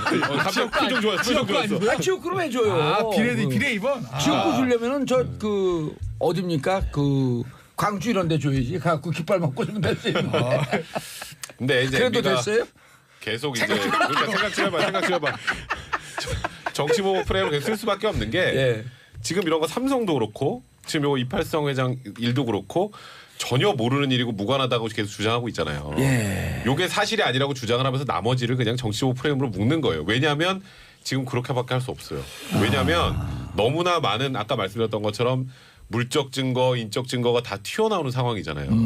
지금 이 상황에서 저 이명박 전 대통령 변호사도 지금 2명이죠. 뭐 지금 다른 데로 다 안 하려고 한대요. 그래서 지금 변호사도 너무 확실하니까. 너무 힘든 상황이고 하니까 일단 할 수 있는 게 그거밖에 없으니까 저번에 천안함 거기 추모하는데 거기 가서 그냥 한마디 하신 것 같고. 담담해서. 그리고 이팔성 회장 같은 경우는 왜 검찰에 다 얘기를 했겠어요? 왜 다 얘기를 했겠어요? 증거가 나왔으니까. 아니, 그걸 먹지만 않았어도 괜찮은데 그걸 이렇게 찢어서 입에 넣으려니까 중요한 거니까 놓치고 아무거나 먹나요? 원래 그 식생활을 그걸 먹는 것도 그러니까 아닐 텐데. 에피타이저도 아니고. 그러니까요. 아니, 확인해봐야 돼요. 진짜 그랬는지. 아니, 그 검찰에 사실이라고 물어봐야 돼요. 전제로 하면 그렇죠. 그 정도가 그리고 됐으니까 아니 메모 썼는데 저도 이거 왜 썼는지 모르겠는데 이러면 되잖아요. 원래는 이제 끝까지 버팅길 때는. 근데 무언가 메모가 너무 자세했거나 아니면 좀 전에 김태현 변호사 말한 것처럼 먹으려고 그랬거나 이건 안 돼요. 먹으려고 그랬다가 인멸하려고 하다가 걸렸다거나. 그렇죠. 이제 이럴 경우는 그러면 부인을 못 하잖아요. 그렇죠. 거기다 부인했는데 명백한 증거 있으면 본인이 또 엄청나게 많은 처벌을 받아야 되니까. 자, 근데 이 증거를 크로스 체킹하기 위해서 검찰이 치밀하게 준비해가고 있다. 그 얘기는 오늘 하면 안 되겠죠. 모르죠. 모르죠. 뭔가 이 증거를 맞추려고 하는. 아니 뭐 검찰 입장 그러니까 지금 아니 근데 궁금한 게 있어요. 이렇게 MB에 대해서 수사망이 조여들고 있으면 포토라인에 세우기 전에 MB에 대해서 무슨 통상적으로 대통령 출신이 아니면 예언 안 벌써 할까요? 예. 제가 다음 주에 안 계시죠? 오늘 마지막이에요. 아니 그거 하세요. 일주일 더 연장할 수도 있겠지 뭐. 그런가요? 출마 포기? 출마 포기하고. 저는 방송에 위해서 MB 아니 폭로를 다음까지 위해서 나와도 돼요. MB 제가 봤을 탐사 때 보도를 해서 우리 다음 주 일주일 안에 제가 봤을 때는 제 이제 느낌이죠. 예. 근거는 없어요. 예. 제가 봤을 때 일주일 안에 MB 논현동 사저 압수수색 들어갑니다. 다음 주에. 제가 봤을 때 일주일 안에. 이야. 이게 수순이죠. 아니 근데 그 MB 소환 측에서는 소환 예. 제대로 된 법률적인 대응이 전혀 안 되는 것 같아요. 이번에 아니 잠깐만. 그래서 예. 다음 주 안에 제 촉이에요. 예, 다음 주 안에 압수수색 논현동 지금 사저 며칠이죠? 압수수색 들어갈 거다. 지금 20. 다음 주 수요일 28일이니까 5일. 5일. 다음 주 안에 빠르면 이번 주가 다음 주 저희 다음 방송 3월 7일이잖아요. 예. 그 전까지 압수수색 할 것 같고 제 느낌이에요. 아, 3월 야, 7일 그리고 이전까지.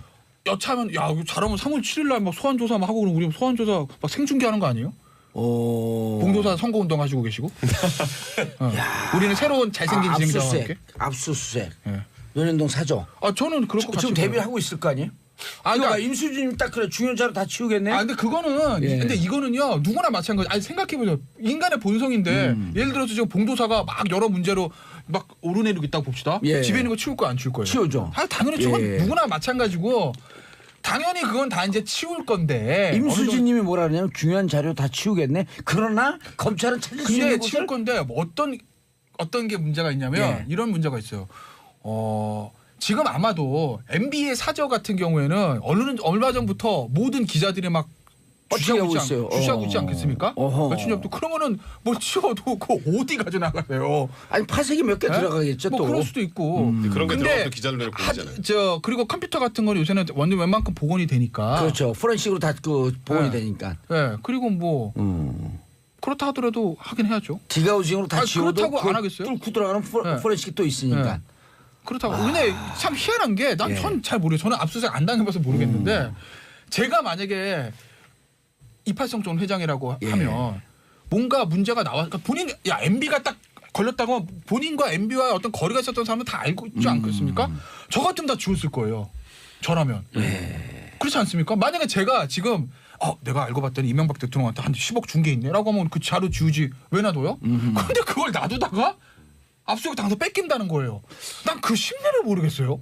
백성훈 변호사님, 네. 지금 이제 MB 수사의 특징적 현상들이 이렇게 그 법조의 눈으로 보게 되면 특징적인 현상들이 네. 지금 이제 그 김태현 변호사가 지적을 했는데 가다 보면 결정적이고 아주 세세한 증거들이 계속 나와요. 그렇죠. 그 증거를 들이대면 관계자인 이병모 국장이라든지 네.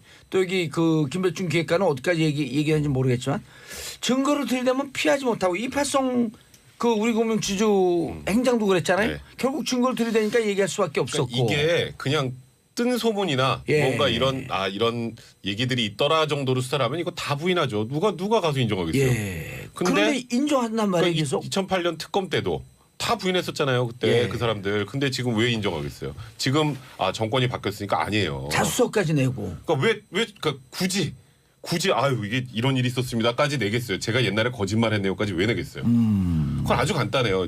증거가 이거는 빼도 나왔다. 박도 못하는 증거가 나오니까 여기서 내가 부인하면 내가 다 뒤집어 쓰거든요. 자, 그래서 궁금한 게 있는데 네. 증거를 영포빌딩 지하 2층에 그 비밀 창고에 감춰놨잖아요. 네, 그렇죠. 그게 영원히 안 드러날 줄 그렇게 믿고 그러니까 있었을까? 그랬을 거예요. 왜냐하면은 그런 얘기가 있더라고요. 검찰이 그 전에도 영포빌딩 압수수색 여러 번 했어요. 아하. 근데 지하 2층은 생각도 못했어요. 있는 지하 줄도 2층 몰랐어요. 거기서 청소하시는 분도 이런 공간이 있는 줄 몰랐다. 그렇죠. 그러니까 그 공간은 정말 누가 정말 구체적으로 제대로 말해주기 전에는 예. 그럼 검찰도 몰랐으니까 안 내려가지고 그 검찰 일부러 안 내려가겠어요? 아니 사람 습관이란 게 있는데 영포 빌딩에 비밀 창고를 만들어놨으면 MB는 비밀 창고 만들어놓은 게 특징이 아닐까? 뭐 그렇게 해서 뭐 사정도 있지 않을까? 뭐 이런 생각도 하는데. 예. 근데 어쨌건 그러니까 영포빌딩 지하 2층이라는 데를 그 당시 압수수색할 때 검찰이 1초도 망설임 없이 지하 2층으로 내려갔어요. 거기서 포인트를 딱 찍어갖고 1초도 망설임 없이. 누군가의 증언이 그렇죠. 있었다. 확실한 증언이 있었죠. 근데 거기서 너무 많은 게 나온 거야. 아까 지금 김태현 변호사 얘기했던 거 우리가 지금 삼성이 소송비 대납해 준 걸 이전에 다스 의혹 중에 1도 없었던 거잖아요. 자, 그런데 그러면 지금 이팔성 회장도 우리 처음 들어본 사람 되게 많을 거예요. 1도 없었어요. 이명박 전 대통령의 전 심리를 모르겠어요. 자, 왜냐면 김태현 변호사님 예견을 했으니까 이제 예언을 했어요. 누구나 할 수 있는 얘기 아니에요? 압수수색 들어간다. 네. 자, 압수수색 들어가면 증거가 좀 나올까요?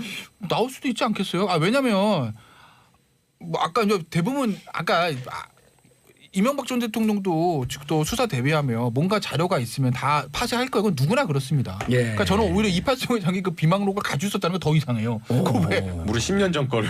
그렇지 않습니까? 자기가 구린 게 있으면 다 이게 없애는 게 제가 뭐 그걸 권장하는 건 아니야.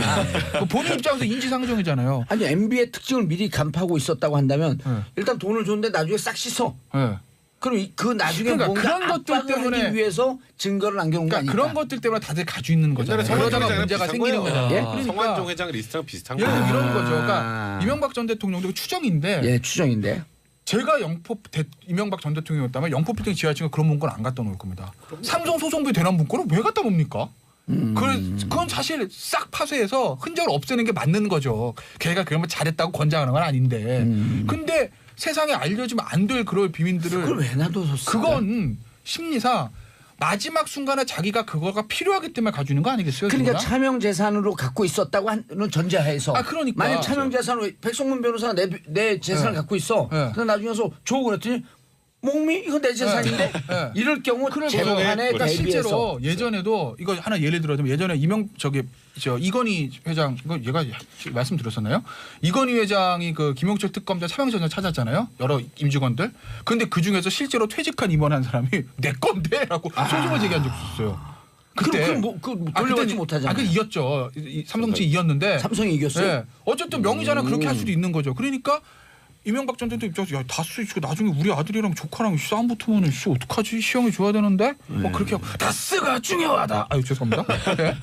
이런 것 때문에 아마 문건을 관련된 중요 문건을 갖다 놓지 않았을까라는 추정은 가능한 건데 그렇다고 하면 이명박 전 대통령 사저에도 정말 본인의 입장에서는 본인이 다치더라도 나중에 후대를 위해서 가지고 있어야 될 서류는 남겨놓을 수도 있는 거죠, 그건. 그러니까 제가 그런 것들을 다 파쇄할 건지 남겨놓을 것인지는 이명박 전 대통령 사람의 캐릭터를 모르니까 단언할 수는 없으나 영폭빌딩 지하 2층에 수많은 문건을 남겨놨던 거에서 추정해서 보면 뭔가 있을 수도 있다라는 겁니다. 알면서도 내일 모레 압수수색 들어오겠지라고 걸 알면서도 파쇄하지 못하는 그런 것들. 그러니까 압수수색 들어올 건 당연히 예상하고 있을 거예요. 소환 조사까지. 그런데 제가 하나만 또 말씀드리면 저는 이명박 전 대통령 정말 답답한 건 뭐냐면요. 이쯤 되면요.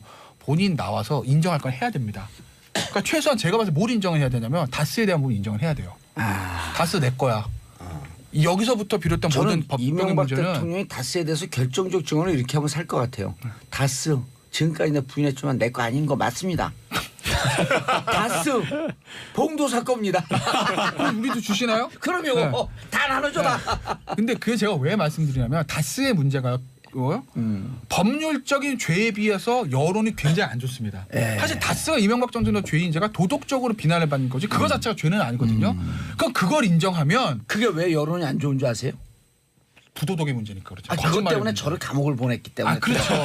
그러니까 그걸 인정함으로써 여론을 좀 잠재우고 검찰을 좀 다독이면서 본인이 그거를 해서 받아들일 죄는 그렇게 큰 건 아니거든요. 근데 그것도 늦었어요, 최소한 이제. 그거는 그게 늦었다는 늦었는데 거죠. 아니, 지금 선임 받으려고 하는데 그러니까. 좀 밀어줘요. 그게 좀 늦었다니까요, 왜 지금. 그래 좀 늦었어. 지금 삼성하고 지금 이팔성 회장께 나왔는데 지금 여기서 다스는 제 겁니다 하면 그건 진짜 좀 냅두고 이거부터 하겠다고 하죠 됐고. 지금. 됐고. 그건 됐고 알았어. 됐고. 그건 이미 우리 알고 있어요. 이렇게 하고 끝나는 네. 건데 그거는. 네 그만할게요. 자 이명박 전 대통령 제가 간곡히 권해드립니다. 변호사는 김태현, 김태현은 변호사, 김태현 변호사 열려 있습니다. 전화 주세요. 왜 그러시는 거예요? 저 방송해야 돼요. 아니 그거 선임하면 방송 못해요? 할 수 있죠. 있죠. 네. 나오는 데마다 그냥 그 MB를 그 디펜스 하는 거야. 그럼 그냥 악성 댓글 그냥 한 3,000개씩 달려 이 죽일 한 놈. 200살까지 살 거 200살까지. 200살까지. 자 그럼 압수수색 들어가면 결국 끝장날 증거가 나온다. 아 그건 알 수가 없죠. 이미 다 나왔죠. 그러니까 지금 결정적인 증거들이 다 기본적으로는 있겠죠. 예. 모든 사람 맞죠. 기본적으로 다 파쇄할 건데 누구나 예. 이걸 내가 그래도 나를 나중을 위해서 가지는 게 낫다라고 생각하는 건 파쇄 안 하는 거죠. 뭐. 예. 아니, 지금 그거 이미 본인의 결정적인 선택이죠. 증거들이 나왔기 때문에 지금 현재 이명박 전 대통령의 변호인들이 잘못 조언해주고 있는 거예요. 예. 지금 이번에 이 이팔성 메모가 나왔다라고 하면서 보도가 됐는데 뭐라고 돼 있냐면 이전 회장으로부터 선거자금 내겠다는 의사를 전달받아서 연결만 해줬을 뿐이다. 그리고 그건 줬다는 얼마가 거 아니에요, 그냥. 얼마가 오갔는지는 모른다. 이렇게 이게 누가요? 이명박 대통령 측 관계자에서 이렇게 따옴표로 보도가 됐어요. 그거는- 아니 이런 말이 뭐예요 도대체? 이게 어떻게 이런 근데 거의 그거는 인정하는 검사 얘기 발언이거든요. 같은데 그거는. 사실 지금 그게 말이 안 되는 이명박 전 대통령의 조언이거든요. 변호인, 예. 박 전 대통령, 박근혜 전 대통령의 변호인 특징이 내용을 모릅니다. 알 수가 없어요. 똑같아요. 그거는. 아니 그리고 당사자가 아니라는데 그 변호사 나서서 아이 이건 맞습니다 이럴 수는 예. 없잖아요. 바깥에서. 그러니까 다음 그게 주에 문제예요. 다음 주에 이명박 전 대통령 노현동 사저 압수수색 들어간다. 그리고 그곳에서 영포 빌딩과 유사한 비은밀한 장소가 나올 것이다. 나올 수도 여기까지. 있다. 세 분 네. 수고하셨습니다. 네, 고맙습니다. 예, 저는 다음 주에 없습니다. 아이고. 예, 여전히 재미나고 알뜰살뜰한 삼변시대 이어가 주시기 바라겠습니다. 광고 듣고 4부 돌아옵니다. 채널 고정하소서. 정봉재 정치쇼 4부 알쓸경제 알아두면 쓸데있는 경제 뉴스. 정철진 경제평론가님. 네, 안녕하십니까. 예, 평론가는 왜 헬멧을 쓰세요? 네, 아니 오늘 갑자기 한번 써봤습니다. 마지막으로. 자, 권혜리 SBS 보도국 기자님. 안녕하세요. 예, 제가 3부 진행하다가 말실수를 했습니다. 광주가 깃발만 꽂으면 당선된다 이런 표현했는데 죄송합니다. 윤지영님, 광주가 깃발만 꽂으면 당선이라뇨. 함부로 발언하시면 안 됩니다. 함부로 발언한 점 죄송합니다. 이런 생각이 한때 있었던 적이 있었어요, 과거에. 근데 지금은 우리 국민들이 유권자가 이런 수준 아닙니다. 제가 과거에 요 부분에 대해서는 정치 문화 지체 현상을 앓고 있었어요. 잘못 발언했습니다. 죄송합니다. 용서해 주세요. 무릎까지 꿇을까요? 그건 아니고요. 죄송합니다. 아직 말 안 했는데. 예. 아니 정말 왜냐면 그런 인식이 우리가 한때 있었거든. 네, 근데 그게 그걸- 이제 예. 그걸 빨리 벗어나야 되는데 그 잔재가 있었던 거지. 그러니까 지금 벗어나야 되는 게 맞습니다. 예, 거기서 탁 네. 말이 튀어나온 거예요. 죄송합니다. 자, 하는 기준금리 동결 자본 유출 우려? 네. 어제 이제 한국은행이 예. 2월 이제 금융통화위원회를 열고 전체회의 통해서 기준금리를 연 1.5%로 동결을 했습니다. 예. 기준금리 동결한 게 뭐 한두 번도 아니고 그렇게 그 자체로는 우리가 뭐 동결했네라고 할 수 있지만 어제 동결은 상당히 의미가 있는 동결이다. 미국은 올리고 있잖아요. 아직은 안 올렸지만 그러니까 이제 올릴 것으로 시작을 이제 하게 되는 거죠. 예상되는, 예, 예상되는 건데 이렇게 설명을 해드릴게요. 기준금리를 올린다. 금리를 중앙은행에서 올린다라는 것은 무슨 의미냐? 아주 원론적으로 보면 경제에 대한 자신감이다. 경제가 잘 돌아가니까 오호. 물가도 오르는 것이고 예. 임금도 오르는 것이고 예. 그렇게 되면서 막 열기가 뜨거워지니까 금리를 조금씩 올리면서 그 뜨거워진 열기를 이렇게 가라앉히는 게 실은 통화 정책의 기본이거든요. 예. 그래서 이제 금리를 못 올린다 혹은 초저금리를 간다라는 것은 뭐의 방증이냐면 그만큼 경기가 안 좋다. 어렵다라는 거 이제 방증이 될 것 같습니다. 금리 올려서 시장금리까지 올려가면 가계부채 있는 분들 뭐 이제 그건 이제 그 상태도 다음 아니고. 얘기인데 일단 못 올렸다라는 얘기는 예. 현재 한국 경제가 그만큼 뜨거워지지 않았다. 아직은 네. 내수 경기 침체가 이어진다라는 건데요. 그렇기 때문에 금리 동결한 건 문제가 되지 않는데 지금 왜 어제 동결이 문제가 되느냐? 뭐 얘기하신 것처럼 지금 미국은 금리 인상 기조를 천명했습니다. 근데 현재 미국의 기준금리가 연 1.25에서 1.5 거의 밴드. 우리하고 똑같네요. 1.5니까 네. 똑같죠. 오호. 근데 3월은 거의 지금 90% 넘게 올려요. 그러면 걔네가 이제 1.5에서 1.75가 되는 거거든요. 그럼 우리보다 금리가 0.25% 포인트가 높죠. 이게 그 유명한 한국과 미국의 금리 역전이라는 건데 그럼 우리 주식 시장에 들어와 있는 돈이 외국 자본들이 빠져나갈 위험성이 있는 거 아니에요? 그렇죠. 근데 이게 그쵸.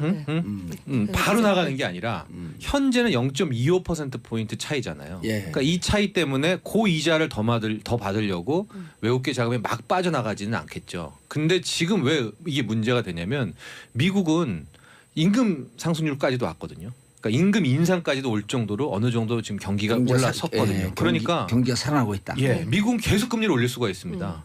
연 3번, 4번 소수서령 하지만 5번까지 올릴 수가 있어요. 근데 우리는 지금 올릴 형편이 안 돼요. 우리 자체로만 봤을 때는. 그러니까 우리는 계속 어쨌든 경제로만 보면 붙잡고 있어야 되죠. 근데 미국은 금리를 쭉쭉쭉 올리죠. 그러니까 지금은 0.25%포인트 벌어졌지만 이게 0.5%포인트, 나중에 1%포인트까지 벌어지면 이때는 무조건 돈을 한국 빠져나가요. 탈출, 미국으로 회귀하고 있기 때문에 이렇게 될 경우에 자본 유출 우려가 있는 대목이다. 그럼 경제 살아나지 않고 있는데 미국 자본까지 빠져나가고 주식시장이 주저앉으면 경제는 악순환되면서 더 어려워지네. 게다가 주식이면 좋지만 채권, 네. 부동산까지도 이게 전이가 된다. 게다가 채권 부동산 같은 경우는 더 이게 이렇게 지금 당장은 아니겠지만 장기적으로 이렇게 벌어지면, 미국과 격차가 나면 더 우려가 있는 게 좀 이렇게 장기 자본이고 좀 더 건전 자본일 가능성이 크잖아요. 그런데 이렇게 금리 차이가 벌어지고 나면 당연히 그러니까 이쪽에서는 100원짜리 이자를 빌릴 수 있고 이쪽에서는 200원짜리 이자를 빌릴 수 있는데 당연히 움직임을 고려할 수밖에 없다는 거죠. 건강한 자본까지도. 네. 그래서 실은 어제 일부에서는 선제적 대응을 좀 했었으면 하는 뭐 그런 게 있었는데 하도 기자들도 그렇고 언론에서 한미 금리 역전, 뭐 자본 유출 이렇게 하니까 여기에 대해서 이주열 하는 총재도 입장 발표를 했습니다. 그래서 이주열 총재의 의견은 이거예요. 아직까지 자본 유출 우려는 없다.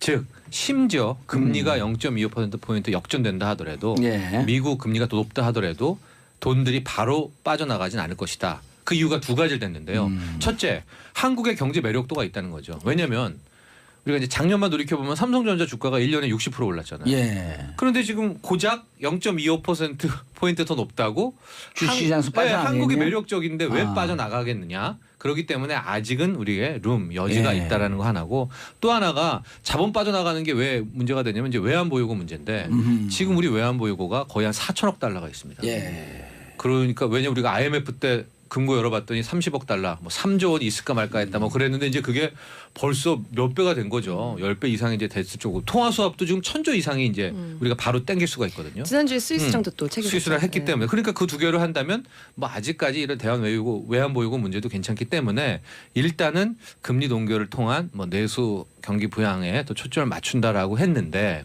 이주열 하는 총재 말이 틀린 것은 아니지만 제가 앞서도 말했지만 추세. 예. 이게 우리는 계속 이게 좋아져야지 못 좋아지고 있는 상황에서 미국이 쭉쭉쭉쭉 금리 인상을 해버리면요. 우리가 한국은행이 금리를 올리건 말건 시중금리가 먼저 반응을 해서 튀어 올라가. 올라가죠. 네, 먼저 알아서 올라가 버려요. 이미 시장 그 은행 금리요 많이 올라갔어요. 많이 올라갔어요. 기준금리랑 상관없이 예. 조달 금리가 2% 높아지기 후반 때문에. 3% 초반대 있다가 지금 4% 5%까지 올라가는데 고정금리는 주택담보대 출 5%죠. 예. 예, 그랬기 때문에 이게 굉장히 좀 걱정이 되는. 예. 그러니까 뭐 역전돼도 괜찮아. 자본 유출이 뭐 금방은 안 나타날 거야. 이런 생각보다는 일단은 긴장감을 유지하면서 가는 것이 더 맞는 대응이 아닐까 봅니다. 그리고 통화 수합 같은 부분에 있어서도 지금 지난주에 스위스랑도 체결했지만 또 지금 남아있는 과제 중에 우리 한일 통화 수합 깨져 있잖아요. 네, 지금 당장은 어렵겠지만은 이런 부분들도 지금 복구하려는 노력이 그러니까 정치하고는 또 별개로 좀 계속해서 이루어져야 할 것 같습니다. 알겠습니다. 이게 이제 금리 인상되면 돈 빠져나가는 것도 빠져나가는 거지만 실질적으로 한계 수준의 그 지금 머물러 있는 가계 부채 이게 지금 심각하잖아요. 그러니까 그 이제 얘기 안 할 수가 없잖아요. 예, 이게 그러니까 일로 가도 일로 어렵고. 갔더니 왜 괴물이 한 마리가 있고 또 피해가지고 저쪽으로 돌아가려고 했더니 여기엔 또 커다란 늪이 있고 뭐 그런 좀비가 있고. 네, 좀비가 있고 뭐 그런 상황인데요. 이제 금리를 못 올리고 어쨌든 좀 잡아보자니까 자본 유출 혹은 더 벌어지면은 주식 매도, 뭐 채권 부동산 매도가 있고. 그럼 이제 올리자니 그럼 뒤따라서 올리자니 무슨 문제가 있냐? 지금 가계부채가 1,450조 가계부채가 또 한계 가구 얘기를 하셨지만 금리는요 조금 올리고 조금 올리지가 않고 이게 추세가 탑니다. 그럼 이게 큰 폭으로 벌어지게 돼요. 그러니까 지금 만약에 30만 원 이자 부담이다.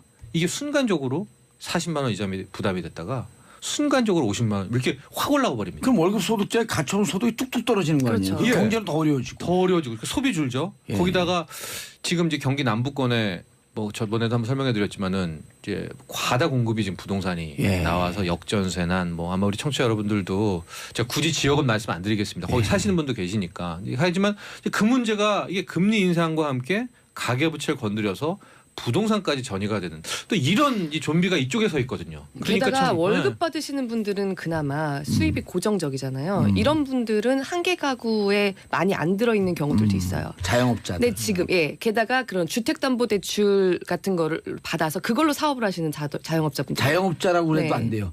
1인 사업자들. 네, 그렇죠.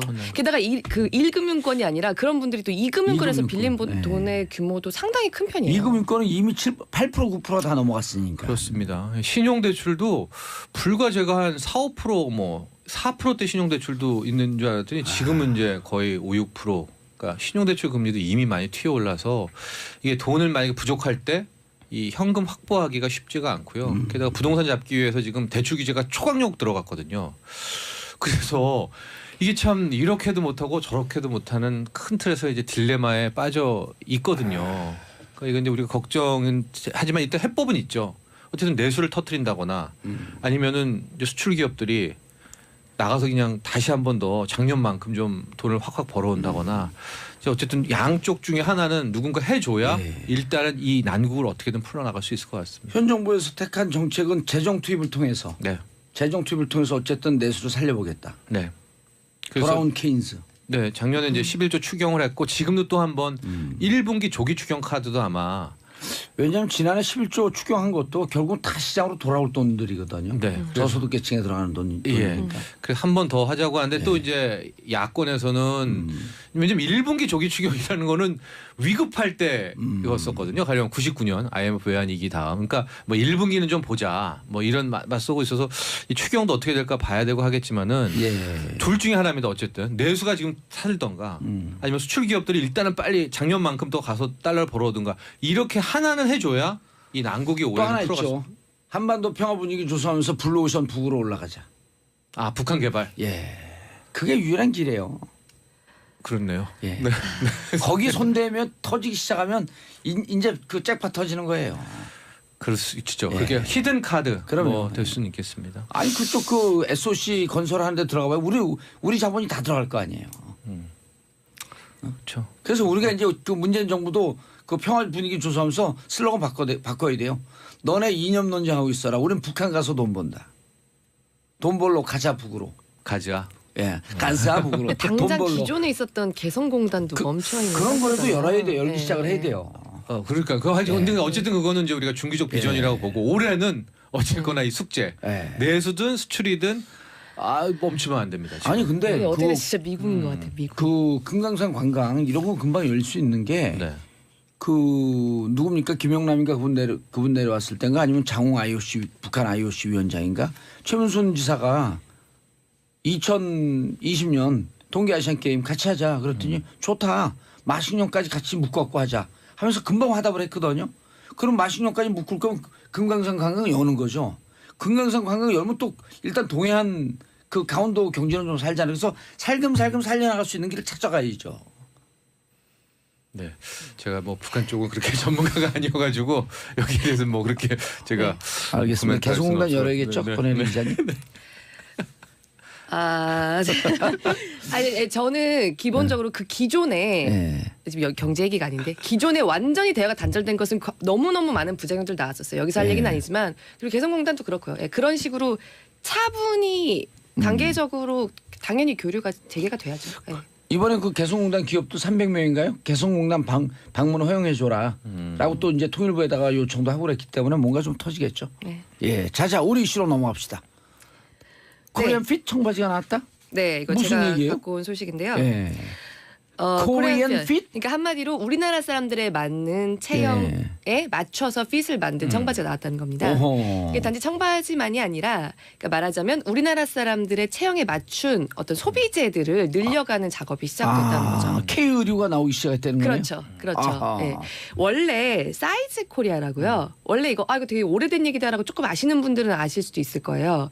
그 산자부 산하에 기술표준원 산하에 디자인진흥원이라는 곳이 있습니다. 디자인진흥원이 있어요. 예, 여기서 사실 1979년부터 지금 40년째 그 한국인들의 체형을 5년에서 7년에 한 번씩 업데이트를 하고 있어요. 오호. 그래서 그런 것을 좀 그런 자료를 가져다가 이렇게 물건들을 만드는데 좀 참고하고 이런 기업들도 기존에 있었는데 하지만 대부분의 소비재 시장에서는 여전히 그 선진국의 사이즈들을 참고해서 많이 만듭니다. 특히 의류들은 많이 그래요.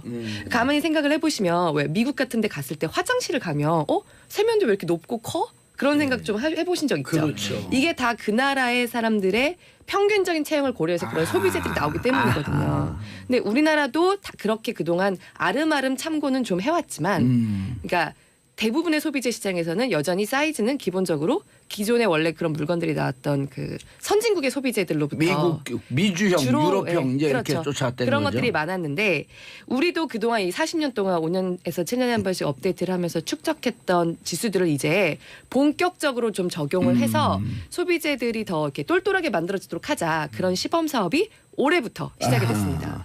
그 과거에 우리 한 15년 전, 20년 전쯤에 보면은 N모 청바지가 있어요. 고가의 청바지가 나왔거든요. 네네네. N-X. 네, N-X. 근데 그게 네네. 이제 메이드 인 홍콩이에요. 네.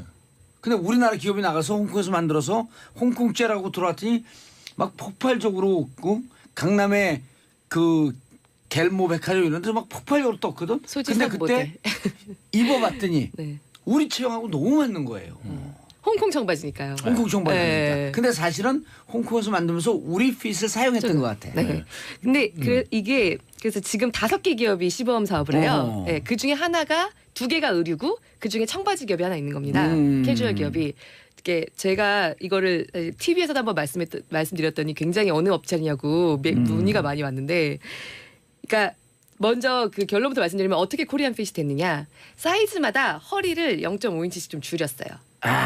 그리고 다리는 2cm씩 잘랐습니다. 어허. 그러니까 다시 말해서 그동안의 청바지들은 그러니까 미국이 청바지 선진국이잖아요. 그렇죠. 말하면 네. 그런 핏을 주로 생각을 하고 만들어 왔는데 코리안 핏을 적용해 봤더니 우리나라 사람들이 대체로 미국 사람들보다 허리는 그 정도 가늘고 다리는 그 정도로 짧다는 거죠.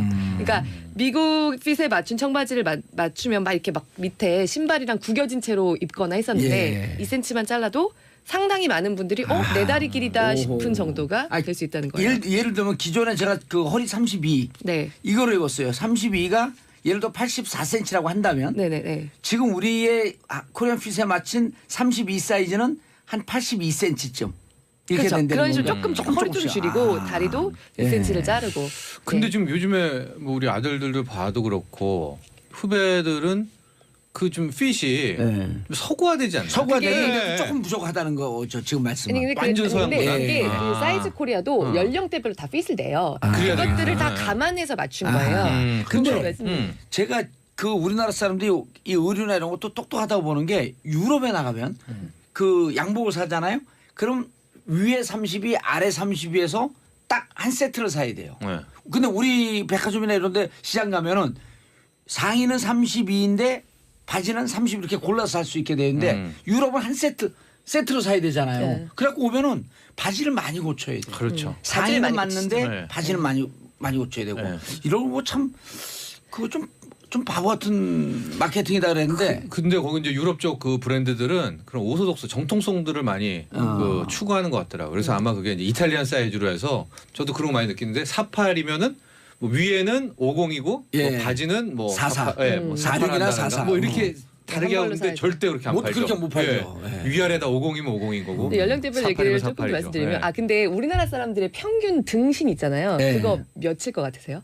8등신이 미인의 기준이잖아요. 실은 됐을 것 같아요. 요즘에. 예. 맞아요. 실은 7등신 지금 우리나라 된것 같아요. 평균이 7.2등신이에요. 7.2등. 서구화가 되면서 많이 8에 가까워지고 있습니다. 7.2등심 키는 몇이에요?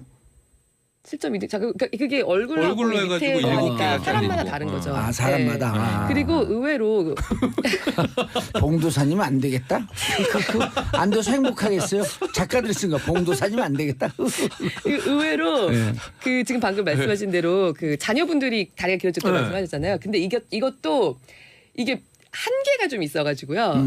그동안 지난 40년 동안에 한국인의 체형이 변화한 걸 쭉 보면 2000년대까지 굉장히 비약적으로 좀 길어지는 걸 보여요. 근데 2000년대 이후부터는 그러니까 늘어는 나는데 그러니까 다리 길이가 늘어는 나는데 그 추세는 좀 짧아져요. 그래서 의외로 연령대별로 보면 그러니까 옛날 연령대와 지금을 비교했을 때 우리나라에서 가장 연령대로 봤을 때 세계적인 수준에서 차이가 나는 거는 30대예요.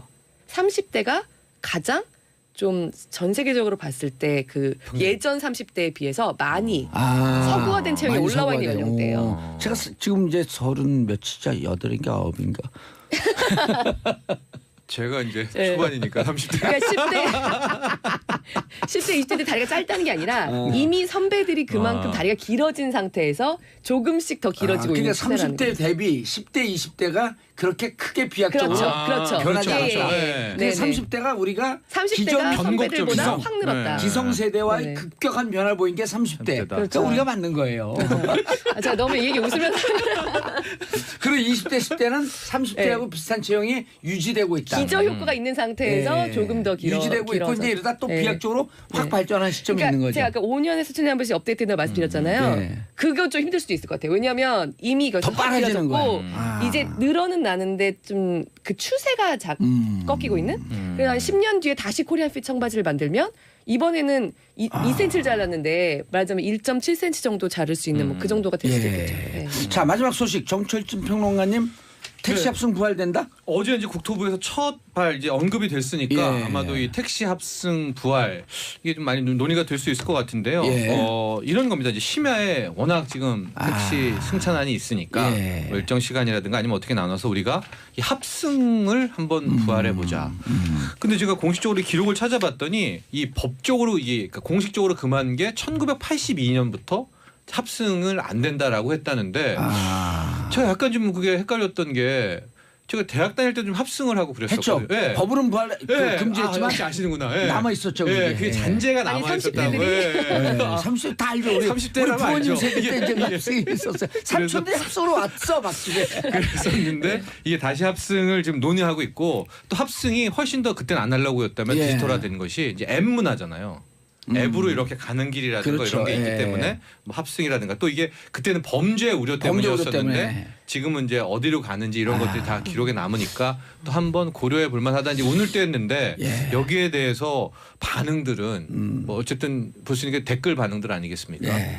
근데 이제 그닥 또 기사님들도 부정적이죠. 예, 그렇게 썩 또 좋아하시는 것 같지는 않고 오히려 지금 그 각 지자체에서 하는 그 심야 버스 있잖아요. 이런 걸 좀 소형화해서 노선을 좀 많이 늘리는 게 그 그것도 그 방법일 것 같아요. 성북군가요? 성북군가에서 그 아주 적은 비용으로 시행한 게 성공한 게 안심버스라는 게 있어요. 그 심야에 안심버스. 안심버스는 뭐냐면 10시서부터 11시인가 이렇게 넘어가서 노선은 똑같은데 정거장이 따로 없어요. 여기 내려주세요. 그럼 자기 집 앞에 딱 내리는 거예요. 이해되시죠? 네. 정거장은 막 이렇게 있는데 그 예산은 그러면 어느 예산이에요? 구 예산인데 구에서 그분이 자주 쓰니까 수당을 조금 더 주는 거예요. 근데 효과는 무척 좋은 거야. 우리 집 앞에 내려주세요가 되는 거예요 이제. 옛날에 버스가 그랬었거든. 옛날에 우리 그렇죠. 아버지 때 가다가 저기 마을 앞에서 내려줘요. 그건 내려주고 갔는데 그게 복고풍으로 부활이 됐는데 30대인데 부활됐는데 무척 그 좋아요. 그래서 이 합승 이런 것도 좋지만 지자체에서 좀 그 새벽에 가는 그 버스들이 있거든요. 심야 버스. 심야 버스 노선을 좀 많이 하면 비용 대비 효과가 좋죠. 근데 택시 이건 좀 부정적일 것 같아. 그렇게 확 어제 이제 오늘 뗐는데 예. 확 막 좋다 막 이런 건 아닌 것 같아요. 예. 근데 중요한 게 있어요. 두 분 인사하세요. 끝났어요. 다음 주에 이제 천원 없습니다. 예, 두 분 인사하시고요. 네, 감사합니다. 고맙습니다. 저는 내일 10시 5분에 돌아옵니다.